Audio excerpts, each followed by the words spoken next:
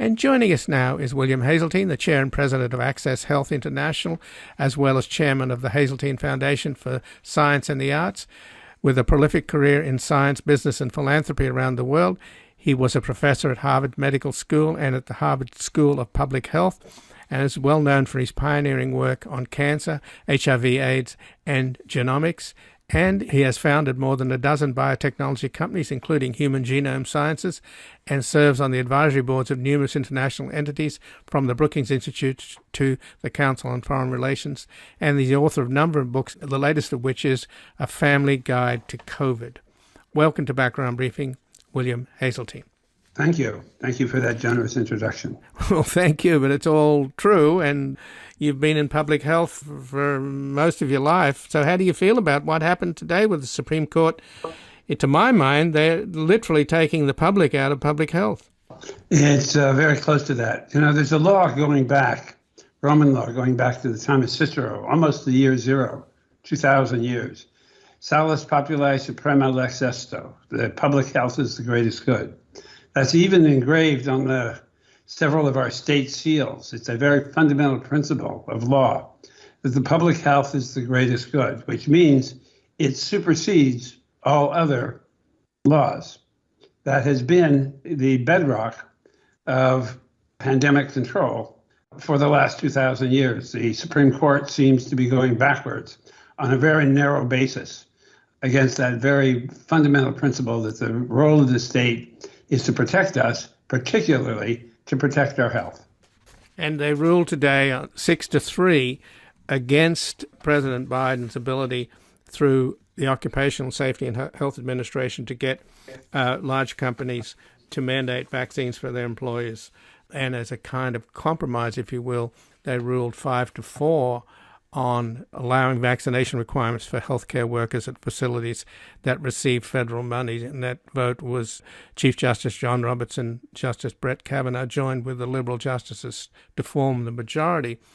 But, William, when you look at that vote itself, that still means that there are 4 Supreme Court justices who don't think that healthcare workers should be vaccinated and protected. How crazy is that?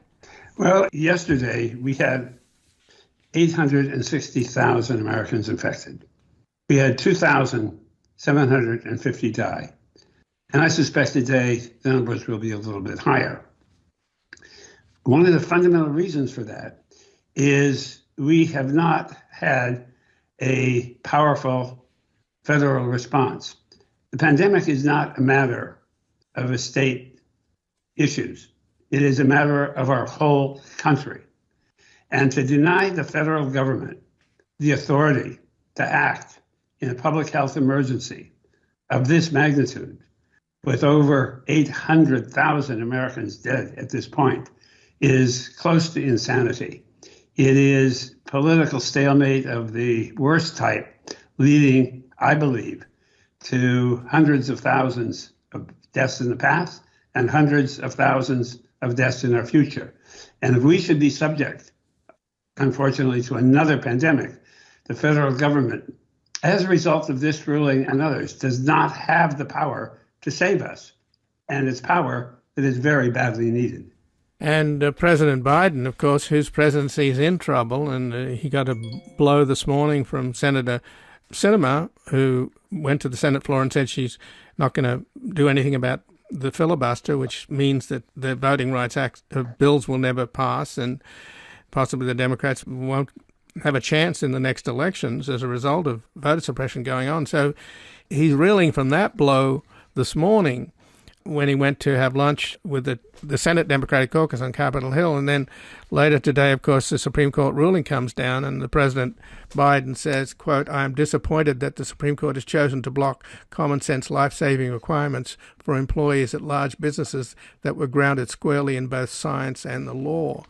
Again, you can make sense, but it doesn't matter. Power talks over principle, does it not, or over common sense in this case? In this case, it's disastrous, not only for the president, and it's not an issue for Republicans or Democrats. It's an issue for all Americans.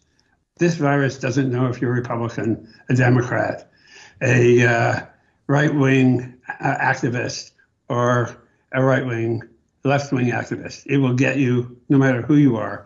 And what this ruling does is deprive our government of an important tool to control the pandemic. And I think it will be used in future, this decision, to deny the federal government further abilities to help protect us, protection that it's obvious that we badly need and sorely lack. So are you suggesting that because this removes the ability of the Occupational Safety and Health Administration to protect public health, it could also mean that protects workers' health from injury, etc., in the workplace? Is that the implication? It's in times of, that's not the argument. In times of pandemic, as we are in now, we need a central government authority to begin to issue whatever is needed, as in times of war. You know, even in the worst wars we've had, we have never lost so many lives. We are at a war with nature. And under the rules of most war, the central government can suspend the rights of the states and the rights of individuals. And that is what we should do under this situation if we want to get the pandemic under control. And the Supreme Court should have recognized that duty. The higher law is not to the occupational health and safety law. It is to the right of the central government to protect citizens. That has been sorely eroded by this decision. And again, I'm speaking with William Haseltine, as the chair and president of Access Health International Incorporated, as well as chairman of the Haseltine Foundation for Science and the Arts. With a prolific career in science, business, and philanthropy around the world, he was a professor at Harvard Medical School and Harvard School of Public Health, and is well known for his pioneering work on cancer, HIV, AIDS, and genomics. And he's founded more than a dozen biotechnology companies, including Human Genome Sciences, and serves on the advisory boards of numerous international entities, from the Brookings Institution to the Council on Foreign Relations, and is the author of a number of books, the latest of which is A Family Guide to COVID. So I'm beginning to feel like, that from Star Trek, beam me up. In other words, I don't know what's happening to the country, because you have eloquent dissents so often with the Supreme Court, but the reality is the power of the majority prevails, and clearly there's been an asymmetry between the Republicans' determination to get their people on the court and the Democrats' inability to recognize this as such an important priority, which now we are learning about. And I'm sure that after this particular ruling, the writing is on the wall, overturning of Roe v. Wade, etc., seems inevitable. So are we just simply to accept that this a kind of anti-science, anti-intellectual kind of tide against us here? Because when you read the dissent from the three liberal justices today, it just makes you realize how reality and truth is under siege.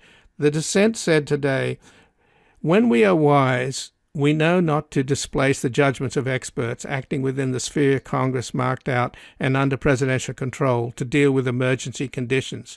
Today we are not wise. In the face of a still raging pandemic, this court tells the agency charged with protecting worker safety that it may not do so in all the workplaces needed. As disease and death continue to mount, this court tells the agency that it cannot respond in the most effective way possible." There you have it, William. It's so clear. Your argument, but I think the mistake is conflating politics with disease control. They do not mix. There is a very clear way to control disease, whether it's through vaccination, whether it's through identification, contact tracing, and isolation. There are very clear outlines. School of Public Health has written very clear guidelines, amongst many other institutions, of what to do under these circumstances. And to deny the government the power to do that, the central government the power to do that, is to ensure untold death and suffering in our country. And the mixing of politics with disease. Disease is inhuman. You should consider it not to be a human force. It's a force like a hurricane. It's a force like a volcano. It's a force like an earthquake. It's way beyond the human realm. And we are grappling with it as if it's a matter of politics. That is a dreadful mistake. It's already cost us hundreds of thousands of lives and will cost us hundreds of thousands of lives more.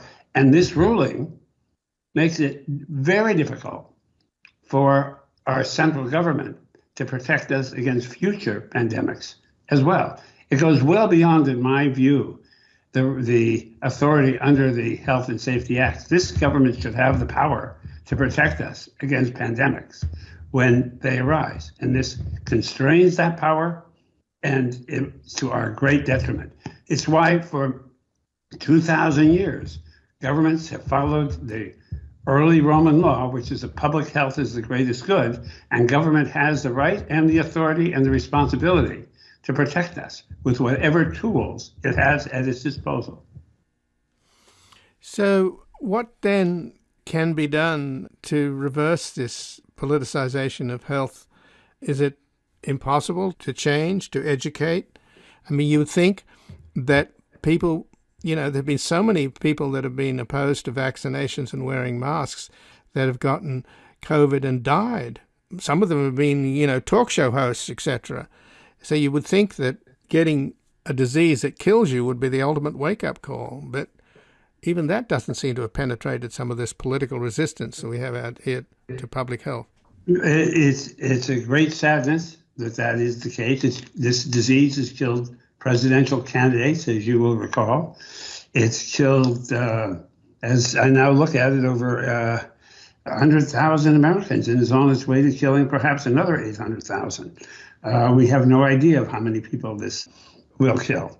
So, people learn over time. I'm very optimistic that over time people do make the wrong decisions after making many bad decisions. My hope is that we will understand the nature of this threat and future threats. This is not the last infectious disease to affect us. We have been, on my watch, we've seen AIDS, we've seen various other coronavirus threats, and we are bound to see many more. We're now a new ecosystem. We're 8 billion people living close packed and are a prime target for many different infectious diseases.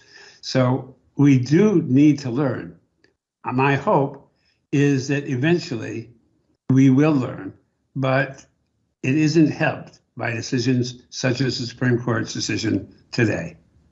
So just in closing, I feel sort of perplexed and devastated by this ruling, and you can imagine how Biden feels and public health people like yourself feel. So at the end of the day, I'm hoping we can leave on some kind of a note. We're just, in an anti-intellectual, anti-science climate, and we're stuck with stupidity dominating and ignorance, and it's just frightening to think that the age of enlightenment is over. I don't think it's stupidity. I think it's political expediency. The people who are opposed to this are not stupid. And they know, I think at some level, that these decisions aren't correct. However, they put their political preference above the health and safety of their fellow Americans. That's what's going on. It isn't that there's some of the people who I'm sure on Supreme Court making these decisions have a great deal of faith in science. They count on it to save their life and the lives of their children. And they're taking whatever medications they can.